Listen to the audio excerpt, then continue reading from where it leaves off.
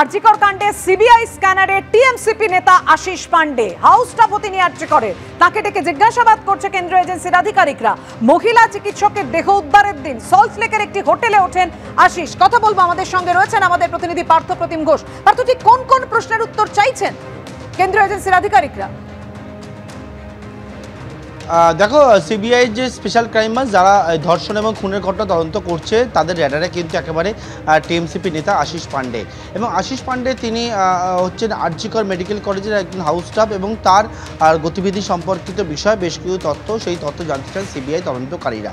এবং তিনি যেদিন দেহ উদ্ধার হয় তার আগের দিন বা সেই দিন কি আরজিকরে গিয়েছিলেন কিনা বা কোথায় ছিলেন, কি করছেন, সেই সমস্ত বিষয় কিন্তু জিজ্ঞাসাবাদের জন্য আজকে ওনাকে ডেকে পাঠানো হয়। এবং সিবিআই যে স্পেশাল ক্রাইম ব্রাঞ্চের অফিস রয়েছে সেখানে দীর্ঘক্ষণ ধরে জিজ্ঞাসাবাদ করা হয় এবং সেই জিজ্ঞাসাবাদ করার পর কিছুক্ষণ আগে আশিস পান্ডেকে আমরা বেরোতে দেখি সিবিআই দপ্তর থেকে। এবং তিনি যদিও একাধিক প্রশ্ন তাই করা হলেও তিনি কোনো প্রশ্নেরই উত্তর দেননি। এবং সিবিআই সূত্রে আমরা জানতে পারছি আমরা আশিস পান্ডে সম্পর্কিত বিষয়ে তথ্য সংগ্রহ করার জন্য এই টিএমসিপি নেতা তিনি RG Kar medical college house staff ওনাকে তলব করা হয়েছিল এবং দীর্ঘক্ষণ ধরে সিজিও কমপ্লেক্স যেটা সিবিআই দপ্তর সেখানে জিজ্ঞাসাবাদ করা হয়। পাপিয়া, পার্থ তুমি আমাদের সঙ্গে থাকো। অর্থাৎ বুঝতেই পারছেন সিবিআই দীর্ঘক্ষণ জিজ্ঞাসাবাদ করেন আশিস পান্ডেকে এবং কিছুক্ষণ আগে তিনি বেরিয়ে যান। বলেছেন যে আপনাকে ফোন করে দিতে বলেছিল। কে বলেছিল আপনাকে?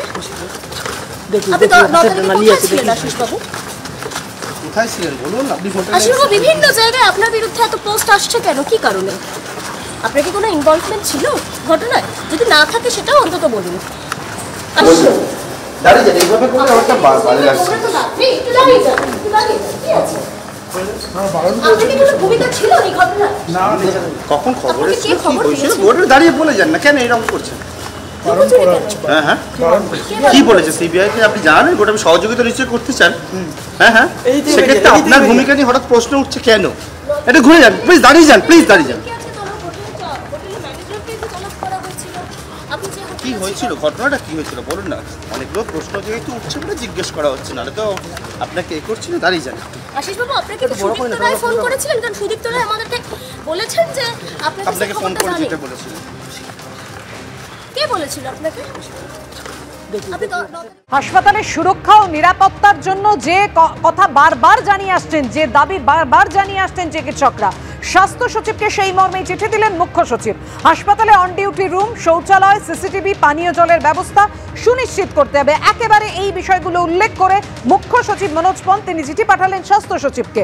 দ্রুত কাজ সম্পন্ন করতে হবে স্বাস্থ্য সচিবকে চিঠি মুখ্য সচিবের। সব মেডিকেল কলেজগুলিতে অডিটের জন্য সুরজিৎ কর পুরকায়স্থকে দায়িত্ব নবান্নের। হাসপাতালের অভ্যন্তরীণ অভিযোগ খতিয়ে দেখতে সক্রিয় হতে হবে কমিটিকে। রাজ্যের স্বরাষ্ট্র দপ্তরের সঙ্গে যোগাযোগ করে হাসপাতালের নিরাপত্তা সুনিশ্চিত করতে হবে। পর্যাপ্ত পুলিশ কর্মী, মহিলা পুলিশ কর্মী ও নিরাপত্তারক্ষী মোতায়েন করতে হবে।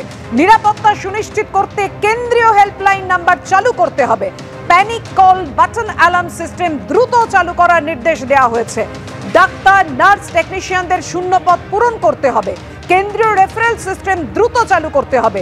রোগী ও রোগীর পরিবারের অভিযোগের দ্রুত নিষ্পত্তি করতে হবে। এই মর্মেই মুখ্য সচিব চিঠি দিয়েছেন স্বাস্থ্য সচিবকে।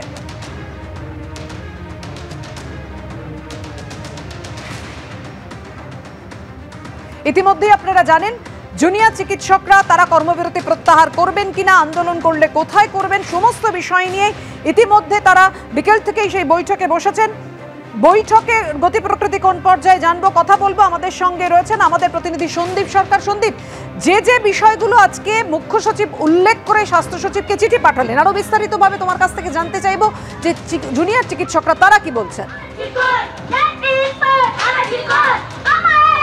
দেখো, যে চিঠি পাঠানো হয়েছে মুখ্য সচিবের তরফ থেকে স্বাস্থ্য সচিবকে, তাতে হাসপাতালের নিরাপত্তা ব্যবস্থাকে ঢেলে সাজানোর কথা বলা হয়েছে। হাসপাতালে রোগী সুরক্ষা, চিকিৎসক স্বাস্থ্যকর্মীদের সুরক্ষা, হাসপাতালে একটা সিকিউরিটি অডিটের জন্য অবসরপ্রাপ্ত আইপিএস অফিসার তাকে দায়িত্ব দেওয়া, সুরজিৎ কর পুরকায়স্থকে দায়িত্ব দেওয়া, এই সমস্ত রাজ্যের প্রাক্তন ডিজি তাকে দায়িত্ব দেওয়া, এই এবং একগুচ্ছ প্রস্তাব দেওয়া হয়েছে এবং সেই মর্মে স্বাস্থ্য সচিবকে পদক্ষেপ করতে বলা হয়েছে।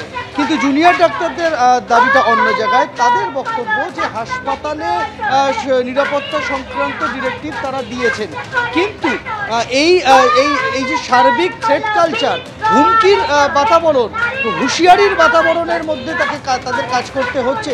এই থ্রেট কালচারের বিনাশের জন্য কোনো পদক্ষেপের উচ্চবাচ্য করা হয়নি। আজকের জুনিয়র ডাক্তারদের যে জেনারেল বডি মিটিং, সেই মিটিং শেষ হয়েছে। সেই বৈঠকে তারা এক ঝাঁক সিদ্ধান্ত নিয়েছেন, যেটা সম্ভবত এখনো সম্ভবত বলতে হচ্ছে, তার কারণ এখনো তাদের তরফ থেকে কোনো ঘোষণা হয়নি।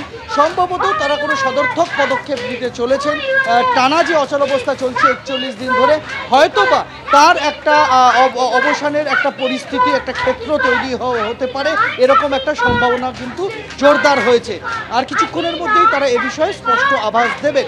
তবে তারা যেটা বলছেন যে থ্রেট কালচারের বিরুদ্ধে সরকার যদি কোনো পদক্ষেপ না করে, সার্বিক নিরাপত্তার বন্দোবস্ত করা হলো, থ্রেট কালচারকে শেষ করার জন্য সরকার কি পদক্ষেপ নিচ্ছে, তার জন্য সরকারকে তারা একটা সময়সীমা বেঁধে দেবেন।